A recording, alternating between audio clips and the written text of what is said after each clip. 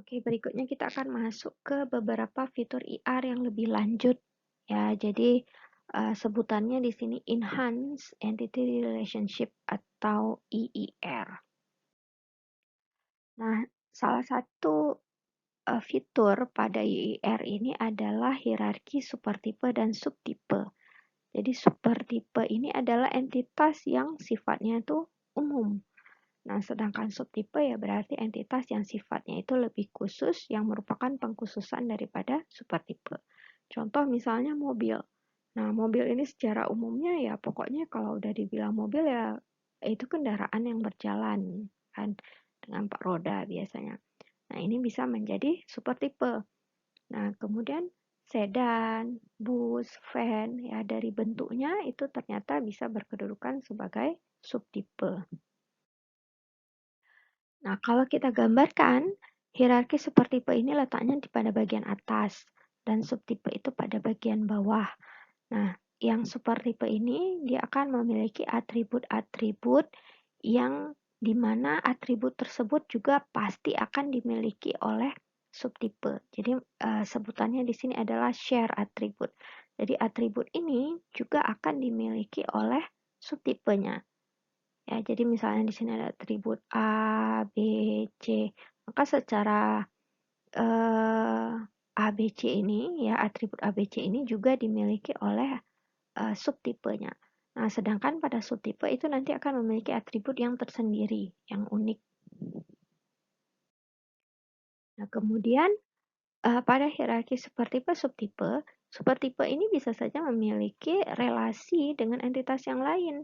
Demikian juga dengan subtipe, itu bisa memiliki relasi dengan entitas yang lain. Nah, proses pembuatan hubungan supertipe subtipe ini ada dua cara. Yang pertama secara generalisasi atau generalization, yang kedua adalah spesialisasi atau specialization. Nah, pada generalisasi ini perancangannya itu bersifat bottom up. Jadi kita mulai dari bawah, dari beberapa entitas, kemudian entitas tersebut jika memiliki sifat yang sama, maka akan kita gabungkan di dalam supertipe. Sedangkan kalau spesialisasi itu berarti perancangannya itu top down, dari atas ke bawah. Jadi dari suatu entitas, nah dari suatu entitas ternyata sangat umum sehingga perlu dipisahkan menjadi subtipe-subtipe yang lebih khusus. Nah, kita lihat di sini pertama sekali spesialisasi. Ya, jadi subtipe ini dari yang umum awalnya, kemudian kita identifikasikan hal-hal khusus pada supertipe tadi yang akan menjadi subtipe. Nah, kita mengidentifikasikannya ini berdasarkan perbedaan dari karakteristiknya. Jadi, saat kita melakukan proses perancangan, kita akan mengidentifikasikan perbedaan karakteristik atau atribut antar setiap anggota atau record tadi. Nah, di sini sifatnya adalah top down, jadi dari atas ke bawah. Ya, jadi kita akan bermula dari super entitasnya dulu atau super tipenya, lalu berdasarkan atribut-atribut yang ada, jika ternyata memiliki atribut yang khusus, maka akan kita bagi menjadi subtipe. Nah, contohnya misalnya seperti ini, ada employee, MID, address, nama, dan seterusnya. Nah, ternyata sesudah kita identifikasi lebih lanjut pada identifikasi keperluan, ya, ternyata allowance dan salary ini hanya akan didapat kalau employee ini bekerja tetap. Jadi istilahnya full time.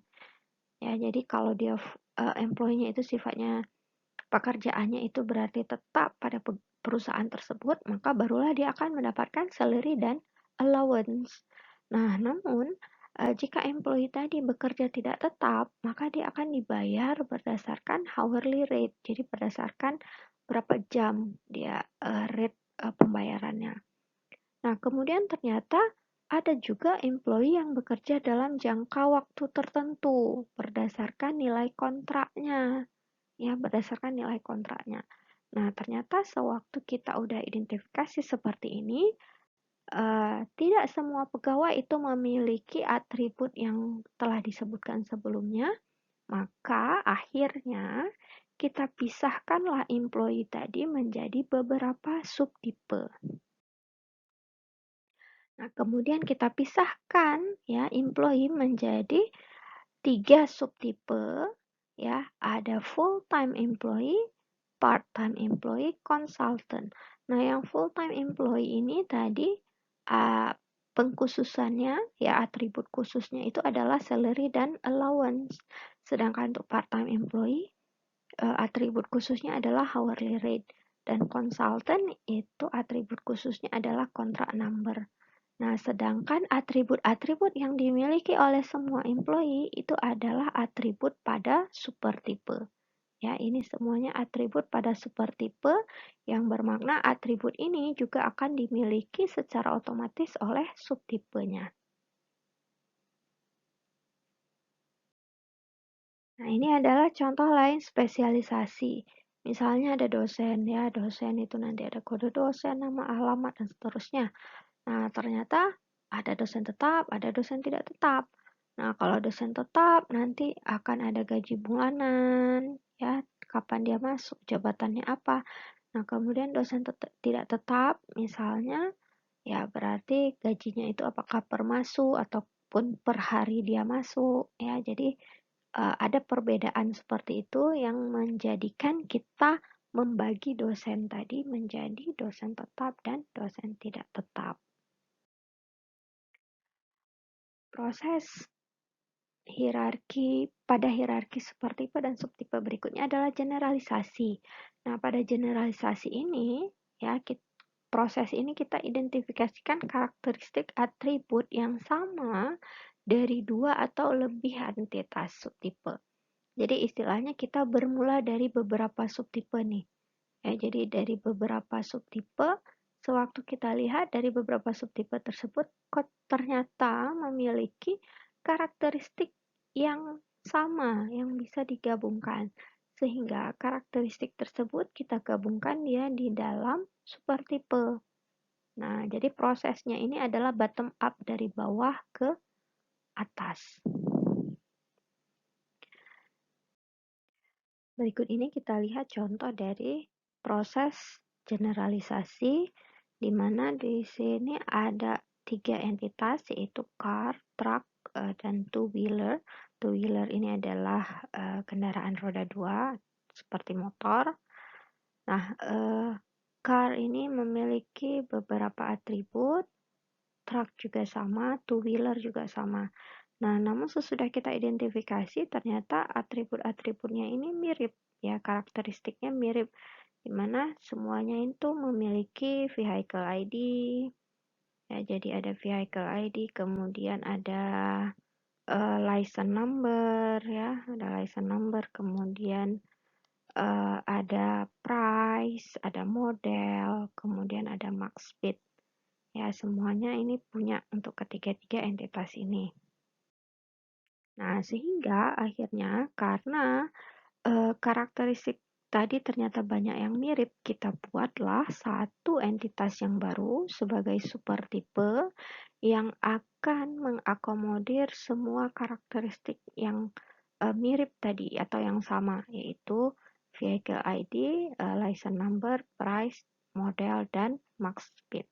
Nah, sedangkan kemudian car dan truck itu akan menjadi superentitas karena memiliki atribut khusus bawaannya, yaitu car-nya itu ada atribut khusus number of passenger, kemudian truck ada atribut khusus capacity-nya. Nah, ini adalah contoh lain generalisasi. Nah, misalnya kalau kita lihat, oh ternyata ada mahasiswa D3. Nah, mahasiswa D3 itu nanti ada NIM, nama, alamat, tanggal lahir, dan seterusnya. Mahasiswa S1 juga seperti itu. Nah, ternyata waktu kita lihat umumnya atributnya itu sama, yang di data itu sama. Nah, sehingga kita gabungkanlah mahasiswa tersebut menjadi supertipenya, yaitu mahasiswa, di mana mahasiswa tadi itu akan menyimpan data-data umum daripada mahasiswa, sedangkan pada D3 dan S1 itu nanti bisa akan memiliki atribut khusus.